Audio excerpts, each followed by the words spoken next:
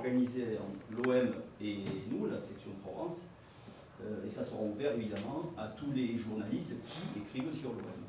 Voilà, c'est une info que je vous donne puisque elle est assez. On a commencé à y réfléchir hier soir, on a terminé à 7h. Je salue Monsieur le Consul du Sénégal à Marseille, Abdourahmane Koïta, qui vient de nous rejoindre. Bonsoir Monsieur le Consul, vous allez prendre un micro, on va poser une question dans une minute auparavant. Habib, d'une manière générale, on voit, c'est Habib quelqu'un qui défendait tout le monde, hein, les journalistes, les joueurs, tout le monde.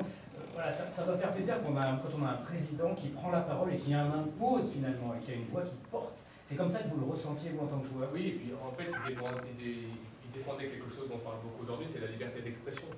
Il me disait assez souvent, tu sais, Habib, dans la vie, tu as la liberté d'avoir des principes, mais en face de chaque principe, il y a une contrepartie. Et je pense que je trouve que c'est très joliment dit, parce que ça veut dire qu'aujourd'hui, il s'exprimait avec tout le monde, sans forcément prendre de hauteur. Et je pense que la relation avec les journalistes, elle est importante. Moi, il me disait souvent, tu sais, à Marseille, parfois il y a le feu, il faut le laisser brûler. Il ne faut pas toujours vouloir l'éteindre. Et je pense que dans tout ça, ça prouve à quel point il était capable de fédérer autour de lui. Parce que c'est pas facile hein, d'avoir comme ça tous les gens qui travaillent autour d'un club. Je parle des journalistes, des supporters, des joueurs, des gens qui travaillent au club, parce qu'à un moment donné, il y a des doléances un petit peu partout. Il attend des gens, mais on attendait aussi de lui en tant que président. Et je pense que de garder ce lien, de jamais rompre en tout cas l'échange, on parlait tout à l'heure des supporters, c'est quelqu'un qui n'a jamais rompu le discours avec les supporters. C'est ce qu'il y a de plus dur pour quelqu'un lorsqu'on vous dit non, j'ai pas envie de t'écouter, ce que tu as à dire ne m'intéresse pas. Je pense que Pape donnait du temps à beaucoup de monde. C'est quelqu'un qui donnait du temps. Alors, je ne suis pas sûr que ce soit quelqu'un qui arrivait à 7h du matin, parce que j'ai le souvenir de Pape, et je pense que Nathalie ne va pas démentir là-dessus. Pape n'était pas quelqu'un qui arrivait à 6h du matin, par contre, c'était quelqu'un qui pouvait partir à 2h, 3h du matin. C'était quelqu'un qui veillait plus, qui ne se levait tôt. Mais ça, c'était, je pense, son mode de vie. Hein. Mais c'était le mode de vie qu'il avait avec nous. Et c'est vrai qu'on pouvait se reposer sur lui. Donc, je ne suis pas surpris de tout ce qui se dit sur le personnage qu'il était, sur l'homme qu'il était. Et c'est vrai que bon. Aujourd'hui, ils nous manquent tous, mais on l'a dit tout à l'heure, je pense que c'est aussi une joie de parler de Pape, parce que vraiment, c'est pas fin, c'est pas quelque chose de surjoué. Non, ça, vous avez un vrai plaisir à parler de Pape. Moi, oui, on en parlera sûrement après, mais j'ai encore une dette vis-à-vis de Pape, que je devrais honorer dans le futur. Bon, il nous reste très peu de temps d'émission, mais on va essayer de tout grouper. On débordera peut-être, je le dis à Eric Flèche en régie, on débordera peut-être un peu après 20h. Ne vous inquiétez pas, toutes les informations sur le confinement éventuel, vous les aurez en regardant les pushs de la Provence. Monsieur le consul général du Sénégal à Marseille, monsieur Abdourahmane Koïta, merci d'avoir fait le déplacement jusqu'au studio de la Provence.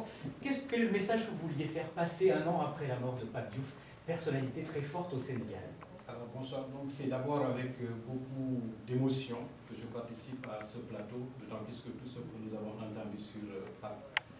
C'est très difficile de parler sur Pape Diouf. C'était un ambassadeur, c'était même plus qu'un ambassadeur, c'était le trait d'union entre l'Afrique et la France, entre l'Afrique et Marseille. Et Pape est né à Tchad, il a grandi au Sénégal, c'est un Sénégalais. Il est venu à Marseille et il a eu cet attachement avec Marseille. Et donc c'était une fierté, c'était un symbole. Par où il est passé, il a su incarner avec beaucoup de respect la dimension qu'il incarnait. Donc ça aussi c'est important de le souligner et dire également que nous, en tant qu'Africains, vraiment on se voyait en lui en tant que symbole. Réussir à Marseille, d'autant plus que je pense que tous les Africains sont supporters de Marseille, et encore plus les Sénégalais. Le voir à Marseille en tant que président de l'OM, c'était pour nous très fort. Donc aujourd'hui, un an après, nous sommes en deuil. Pape est parti, mais Pape n'est jamais mort. Comme disait Birago Diop, les morts ne sont jamais morts. Pape a su donner du sens à sa vie. Et je pense que c'est ce qu'on peut retenir, les autorités sénégalaises, tout le peuple sénégalais, par ma présence aujourd'hui, c'est pour montrer à quel point où Pape avait un ancrage au niveau de cette région. Et dans ce sens-là, je pense qu'on ne peut que remercier les organisateurs de cette cérémonie et remercier tous les collaborateurs, ceux qui ont fréquenté Pape, ceux qui ont travaillé avec lui, les amis de Pape, sa famille. Donc tout ce qu'on peut dire aujourd'hui, c'est avec beaucoup d'émotion que l'action de Pape continue. Cette fondation, quelque part, ça me réjouit, parce que ça montre encore une fois de plus ce qu'il représentait parmi nous. Donc on l'a beaucoup entendu. Donc le Sénégal, l'Afrique, le monde du sport, la France, nous tous, nous regrettons notre départ.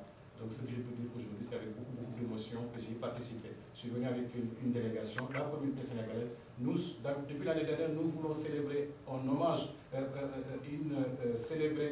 organiser une cérémonie pour lui rendre hommage. Malheureusement, le contexte sanitaire fait qu'on ne peut pas faire grand-chose. J'espère que les choses s'arrêtent. Ça rencontre vite à Dagno avec Mario. En 30 secondes, vous avez connu toutes les vies de Patou, finalement. Et je peux vous les résumer en une seule anecdote. C'est un match où Habib jouait d'ailleurs, le premier match de la saison 2007-2008. L'OM fait 0-0 à Strasbourg. Match, selon moi, médiocre, résultat décevant. Et pourtant, après le match, Pape défend ses joueurs, dit que c'est pas mal, on fait match nul à l'extérieur pour commencer. Et une fois que tout le monde s'en va, on reste seul, il me dit, je te sens dubitatif.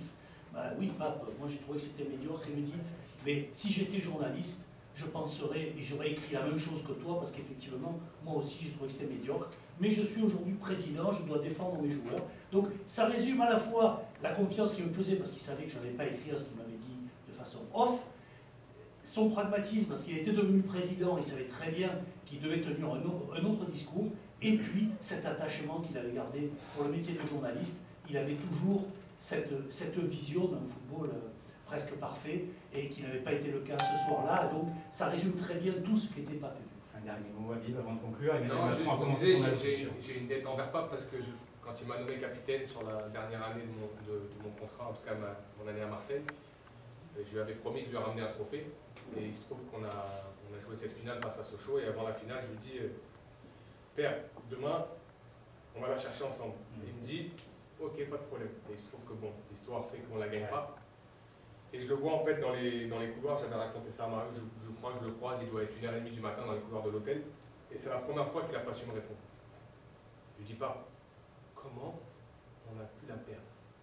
Et il m'a dit, et il me dit fils, je serais incapable de t'expliquer. C'est la première fois qu'il n'a pas répondu à une de mes questions.